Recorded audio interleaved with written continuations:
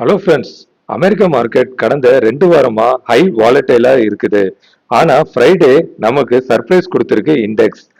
S&P 500, Dow Jones, Nasdaq எல்லாமே Friday heavy selling பிரஷர்ல இருந்தாலும் மார்க்கெட் க்ளோசிங்ல ரிகவர் ஆகி க்ளோஸ் ஆயிருக்கு.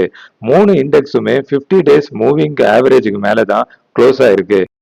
இந்த பாசிட்டிவ் எனர்ஜினால மண்டே நம்ம மார்க்கெட்டும் பாசிட்டிவா ஓபன் ஆக நிறைய சான்ஸ் இருக்கு. அமெரிக்கன் டாலர் இண்டெக்ஸ் கடந்த 2 மாசமா ஸ்ட்ரென்தனிங் ஆயிட்டு இருக்கு. இதோட இம்பாக்ட் கோல்டுல தெரியுதான்னு பார்ப்போம். கோல்டு அப்வர்ட்ல நல்ல ஒரு ரேலி கொடுத்துட்டு இப்போ பிரைஸ் கரெக்ஷன் ஆயிருக்கு.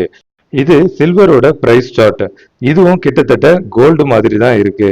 இப்போ பார்த்த கோல்டு அண்ட் சில்வர் அது US டாலருக்கு நிகரான ஒரு அவுன்ஸுக்கான விலை.